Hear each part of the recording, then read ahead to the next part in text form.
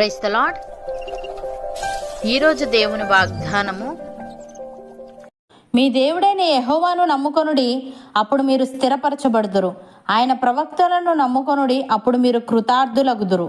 దినవృత్తాంతంలో 2వ గ్రంథము 20వ అధ్యాయము 20వ వచనము.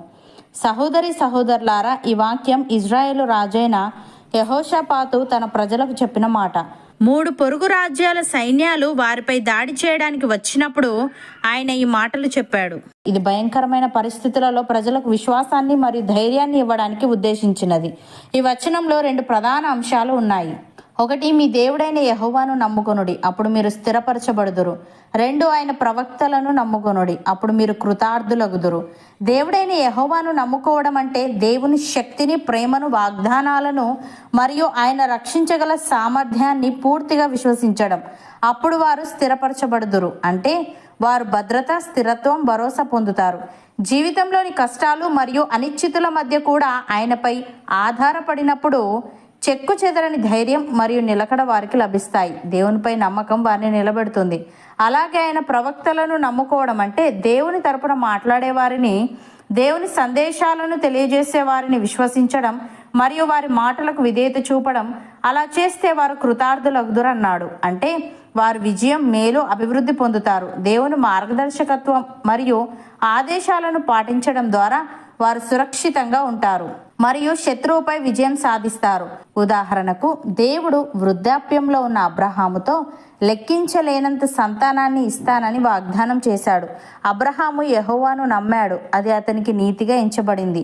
ఈ నమ్మకం కారణంగానే అబ్రహాము తన ప్రయాణంలో, కరువులో, సమస్యలలో దేవునిపై ఆధారపడి తన జీవితంలో స్థిరత్వాన్ని, నిలకడను పొందగలిగాడు. అలాగే యెహోషువ ద్వారా దేవుడు ఇజ్రాయేలీయులకు ఎరికో యొక్క బలమైన గోడలను కూల్చడానికి ఒక విచిత్రమైన ఆదేశాన్ని ఇచ్చాడు.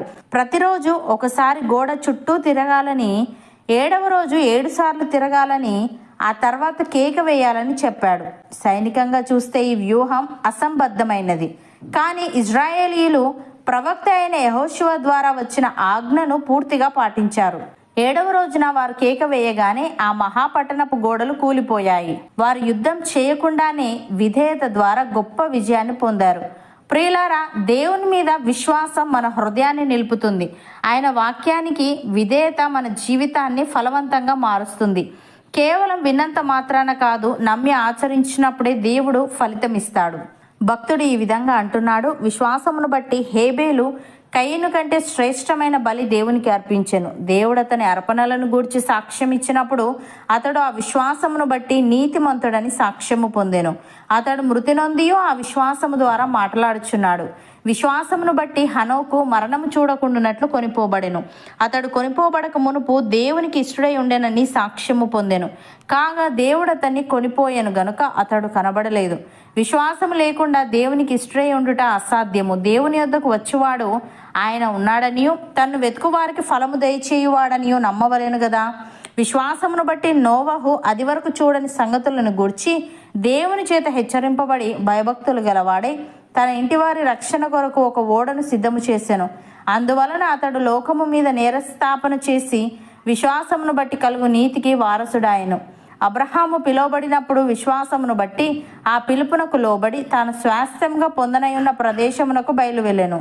మరియు ఎక్కడికి వెళ్ళవలెనో అది ఎరుగక బయలు వెళ్ళెను. విశ్వాసమును బట్టి అతడును అతనితో ఆ వాగ్దానమునకు సమాన వారసులైన ఇస్సాకు, యాకోబు అనువారును గుడారములలో నివసించుచు అన్యుల దేశంలో ఉన్నట్టుగా వాగ్దాత్త దేశంలో పరవాసులైరి. ఏలి అనగా దేవుడు దేనికి శిల్పియు నిర్మాణకుడునై ఉన్నాడో పునాదులు గల ఆ పట్టణం కొరకు అబ్రహాము ఎదురుచూచుచుండెను అని. సహోదరి సహోదరులారా, మీ హృదయమును కలవరపడనీయకుడి. దేవుని అందు విశ్వాసం ఉంచుచున్నారు, యేసుక్రీస్తునందును విశ్వాసముంచుడి. తండ్రి ఇంట అనేక నివాసములు కలవు, లేని ఎడల ఆయన మీతో చెప్పును. మీకు స్థలము సిద్ధపరచ వెళ్ళుచున్నాడు. ఆయన వెళ్ళి మీకు స్థలము సిద్ధపరచిన ఎడల ఆయన నుండి స్థలంలో మీరును ఉండులాగున మరలా వచ్చి ఆయన యొద్ద నుండుటకు మిమ్ములను తీసుకొని పోవును. నమ్మిన వారు నాతో పాటు ప్రార్థనలో ఏకీభవించండి. పరిశుద్ధుడా, ప్రేమగల తండ్రి, మీ దేవుడైన యెహోవాను నమ్ముకొనుడి, అప్పుడు మీరు స్థిరపరచబడుదురు. ఆయన ప్రవక్తలను నమ్ముకొనుడి, అప్పుడు మీరు కృతార్థులగుదురని.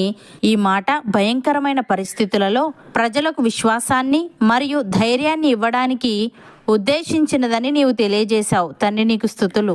దేవా, మా జీవితంలోని కష్టాలు మరియు అనిశ్చితుల మధ్య కూడా మేము నీపై ఆధారపడినప్పుడు చెక్కు చెదరని ధైర్యం మరియు నిలకడ మాకు లభిస్తాయి గనుక, నీపై నమ్మకం మమ్మల్ని నిలబెడుతుంది గనుక, మేము నీ యందు విశ్వాసముంచి నీ వాక్యానికి విధేయత చూపే వారంగా ఉండుటకు సహాయము దయచేయమని, నీవు వెళ్ళి మాకు స్థలము సిద్ధపరిచిన ఎడల నీ ఉండు స్థలంలో మేమును ఉండులాగున మరలా వచ్చి నీ యొద్ద నుండుటకు మమ్మల్ని తీసుకొని పోవుదువు గనుక, మేము మా హృదయమును కలవరపడనీయక నీ యందు విశ్వాసముంచి నీ కొరకు కనిపెట్టుకునే వారంగా ఉండుటకు కృపచూపమని, నీవు దేనికి శిల్పియు నిర్మాణకుడవై ఉన్నావో పునాదులు గల ఆ పట్టణములో నివసించే భాగ్యం మాలో ప్రతి ఒక్కరికి నీవే అనుగ్రహించమని యేసుక్రీస్తు నామమున ప్రార్థిస్తున్నాము తండ్రి.